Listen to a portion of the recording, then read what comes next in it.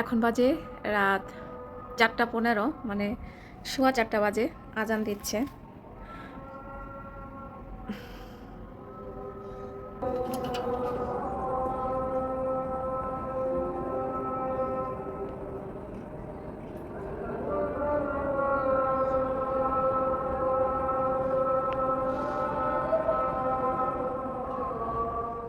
আসসালামু আলাইকুম, welcome to সহিসমাম blog. তো আজকে ভোর থেকে আমার ব্লগটি শুরু করে দিলাম। সহির বাবা আজকে অনেক দূরে যাবে, এর জন্য সকাল সকাল উঠে গেছে, ফজরের নামাজ পড়ে রওনা দিয়ে দিবে। তো দেখা করছি দুপুরবেলা।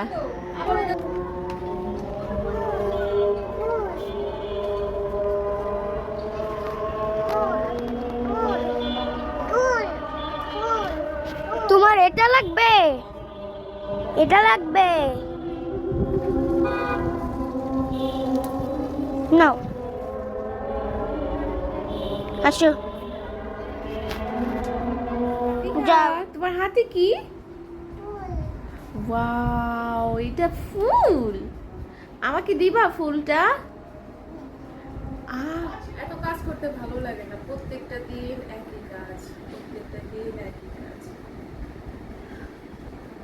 তারপর চিন্তা করি যারা বাসা বাড়িতে কাজ করে তারা চায় না কাজ করতে, মন চায় শুধু বসে থাকতে, বসে গল্প করতে, কিন্তু কাজ করতে মন চায় না।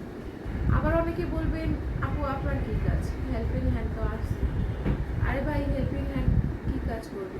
তার কাজ তো ঘর ঝাড়ু দেয়া, ঘর মোছা, খুব বেশি হলে প্লেট মাজা, এই তো প্লেট ধোয়া। কিন্তু বাকি যে কাজগুলো আছে সেগুলো তো আমাদেরই করতে হয়। ওনাদের দিয়ে তো বিছানা ঝাড়ু দেওয়া যাবে না, রান্না বান্নাও করানো যাবে না। না, অনেকেই করায় রান্না বান্না, কিন্তু আমাদের নিজেদের হাতে রান্না নিজেদের খেতে। সকাল সকাল সহির বাবা চলে গেল একটা কাজে, অনেক সকালে উঠছি আজকে। তারপর সহির বাবাকে বিদায় দিয়ে আমি আবার শুয়েছিলাম, শোয়ার পরে ঘুম থেকে উঠে কাজ শুরু করে দিয়েছি। তো দেখেন কতগুলো কাপড়, ওয়াশিং মেশিনেও আছে, আরও ওগুলা ধুতে দিছি। ওগুলা ধোয়া শেষ হলে ছাদে দিয়ে আসবো। এর মধ্যে আকাশ মেঘলা হয়ে আসবে, আমি জানি আমার কাপড় ছাদে দিয়ে আর হবে না, বারান্দায় দিতে হবে। সকাল থেকে অনেক সুন্দর রোদ ছিল, কিন্তু তখন আমি ঘুমাইছিলাম। তো এখন কাপড় ধুচ্ছি, তো আকাশ মেঘলা হয়ে যাচ্ছে। সমস্যা নেই, বারান্দায় দিয়ে দিব। তো কাপড়গুলো, এতগুলো কাপড় আমি 1-2 ভিতরেই গুছিয়ে নেব, দেখতে থাকে। ছুমন্ত ছুমন্ত ছুমন্ত ছুমন্ত, লা লা লা,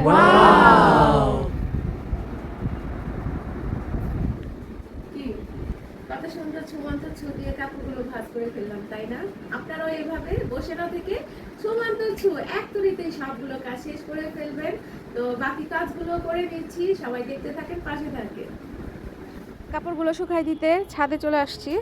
আর সহির বাবার অবস্থা দেখেন কি করছে, গাছ একদম ধোয়া করে ফেলছে। এটা আমার পছন্দের গাছ, পাতাতে এত সুন্দর ঘ্রাণ, খুবই সুন্দর ঘ্রাণ।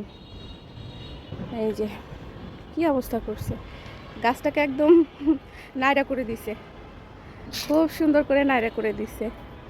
আর এই যে দেখেন, এটা কি পাতা বলেন তো? এটা কি পাতা? এটা হচ্ছে গিয়ে বিলাতি ধনে পাতা। এই ধনে পাতাটা আমার অনেক পছন্দ, তাই আমি গাছের তাই আমি এখানে লাগাই দিছি। তো সুন্দর হচ্ছে, আবার ডালপালাও ছড়াইছে, দেখেন এই যে ডালপালা সুন্দর ছড়াইছে, ভালো লাগতেছে। এই গাছটা আমি আমার নানির কাছ থেকে আনছিলাম। আমার নানি বলছিল এই গাছটা হচ্ছে গিয়ে আমলকি। আসলে আমলকি কিনা এখনও আমি জানি না।